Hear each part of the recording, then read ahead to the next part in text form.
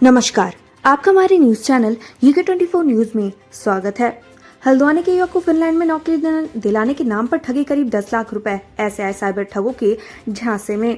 Police द्वारा cyber अपराध से बचने के लिए जन जागरूकता अभियान चलाया जा रहा है। इसके बावजूद भी पढ़े लिखे लोग जालसाजों के झांसे में आकर अपनी जमा पूंजी गंवा रहे हैं। विदेश में नौकरी के नाम पर जालसाजों ने एक युवक को अपना शिकार बनाते हुए 9.78 लाख रुपए की धोखाधड़ी की है। युवक की तहरीर पर हल्द्वानी की बुखानी पुलिस ने जालसाजों के खिलाफ मुकदमा दर्ज कर लिया है। त्योहारी सीजन को लेकर एडिशनल एसपी ने ऋषिकेश के व्यापारियों संघ की मीटिंग लिए ये निर्णय। आगामी त्योहारी सीजन को सुरक्षित और व्यवस्थित तरीके से संपन्न करने के लिए ऋषिकेश पुलिस ने अपनी कमर कस ली है। पुलिस ने त्योहारी सीजन के दौरान किसी भी प्रकार के व्यवधान से निपटने के लिए क्षेत्र के तमाम व्यापारियों के साथ बैठक की। बैठक में व्यापारियों से क्षेत्र की समस्याओं को सुना और उन समस्याओं के समाधान का भरोसा पुलिस ने दिया। ऋषिकेश में किशोरी का अपहरण करने वाला आरोपी गिरफ्तार। देवप्रयाग में गाड़ी की टक्कर से साधु की मौत। आखिरकार ऋषिकेश से किशोरी को भगाकर ले जाने वाले आरोपी को पुलिस ने गिरफ्तार कर लिया है। किशोरी को भी उसके चंगुल से छुड़ा लिया गया है। इसके अलावा कर्णप्रयाग की महिला का शव श्रीनगर डैम में मिला है। वहीं देवप्रयाग में साधु की वाहन के टक्कर में जान चली गई। इन्वेस्टर समिट से पहले सिरकुल में भ्रष्टाचार की शिकायत से हड़कंप। सरकार की कोशिशों को पलीता लगा रहे अफसर। उत्तराखंड की धामी सरकार दिसंबर महीने में ग्लोबल इन्वेस्टर समिट आयोजित करने की तैयारी कर रही है। इस दौरान लंदन से आए दुबई और दूसरे देशों तक इन्वेस्टर्स को लुभाने के लिए की कोशिशें हो रही हैं। लेकिन इस बीच सिरकुल में भ्रष्टाचार की एक और खबर सामने आ रही है। आनंद फानन में 2 सिरकुल के अधिकारियों को निलंबित भी कर दिया गया है। लेकिन अब भी कई सवाल हैं जो सिरकुल की कार्य प्रणाली पर रहे हैं। स्वास्थ्य सचिव ने बागेश्वर के अस्पतालों का किया निरीक्षण। अधूरे पड़े निर्माण कार्यों में तेजी लाने के दिए निर्देश। उत्तराखंड स्वास्थ्य सचिव आर राजेश कुमार ने मंगलवार को विधायक सुरेश गढ़िया, जिलाधिकारी अनुराधा पाल के साथ CIC कांडा जिला चिकित्सालय और CHC बैजनाथ का निरीक्षण किया। निरीक्षण के दौरान उन्होंने जिला चिकित्सालय में निर्माणाधीन क्रिटिकल केयर सेंटर के कार्यों में तेजी लाते हुए डायलिसिस सेंटर के पास की खाली भूमि पर अतिरिक्त कक्षों के निर्माण के लिए प्रस्ताव तैयार करने के निर्देश मुख्य चिकित्सा अधीक्षक को दिए। साथ ही जिला चिकित्सालय में हो रहे निर्माण कार्यों में तेजी लाने के निर्देश दिए।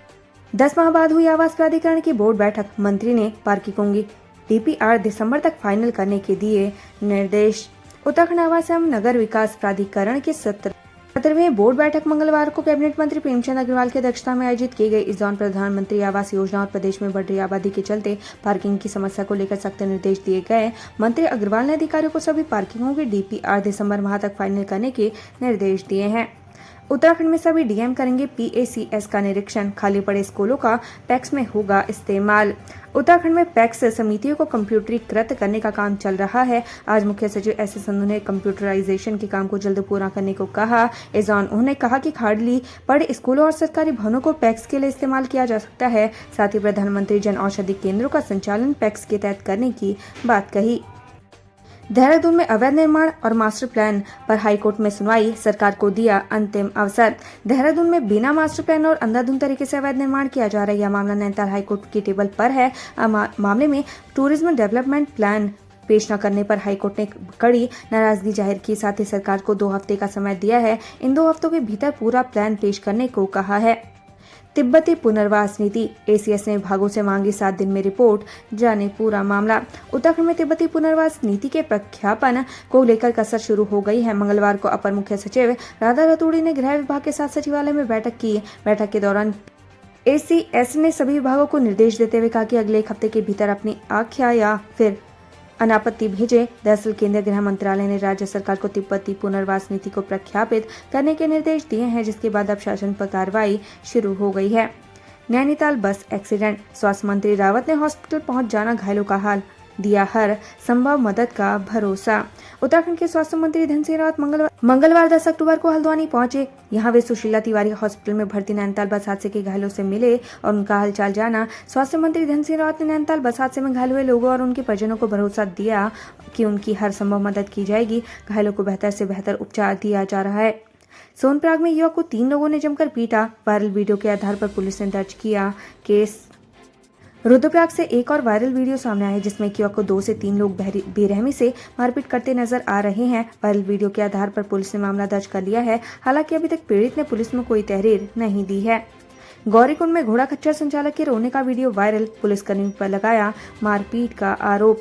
केदारनाथ पैदल मार्ग पर घोड़ा खच्चर संचालक से मारपीट का मामला सामने आया है। पीड़ित घोड़ा खच्चर संचालक ने मारपीट का आरोप पुलिसकर्मी पर लगाया है। ये भी आरोप लगाया कि पुलिसकर्मी ने उसके कपड़े भी फाड़े। अब घोड़ा संचालक के रोने का वीडियो वायरल हो रहा है। उधर पूरे मामले में जाँच शुरू हो गई है।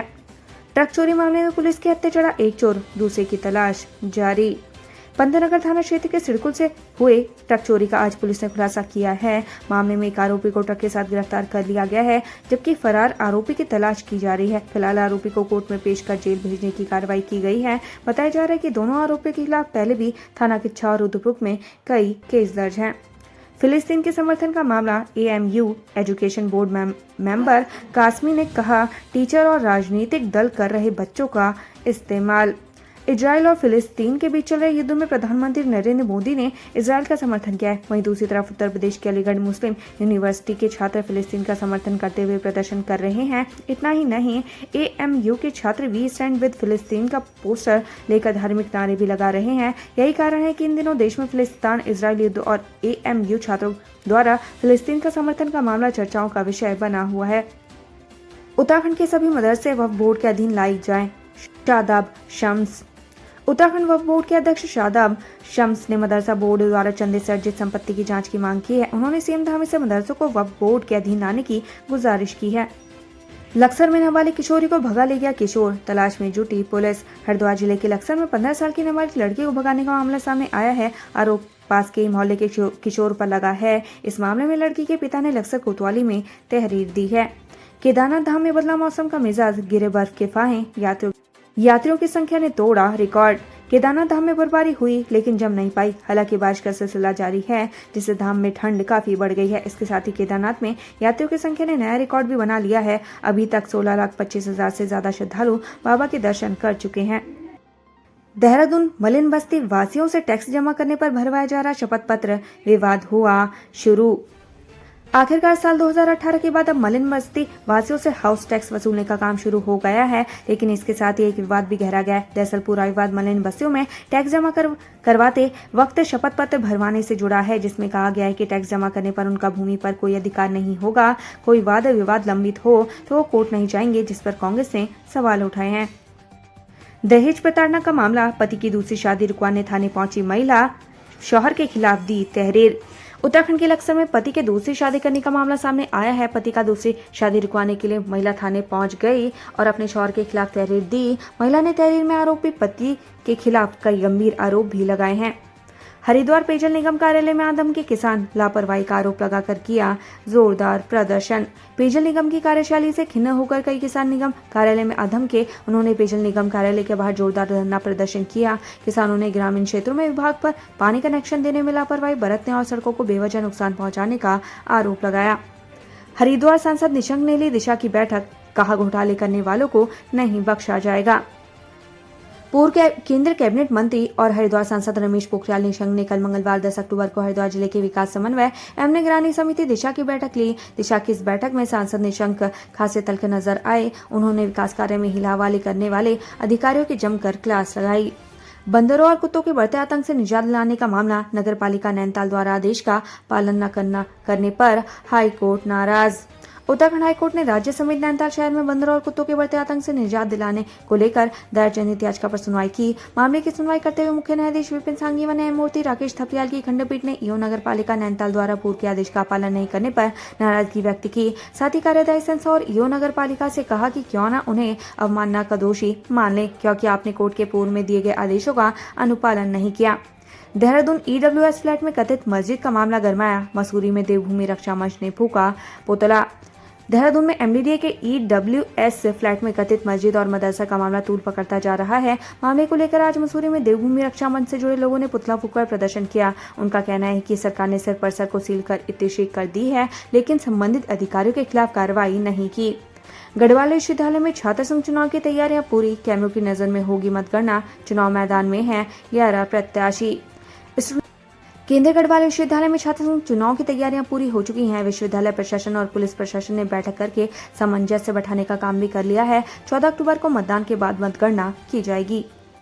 उत्तराखंड से संबंधित ऐसी ही खबरें पाने के लिए हमारे चैनल को लाइक व सब्सक्राइब जरूर करें। धन्यवाद।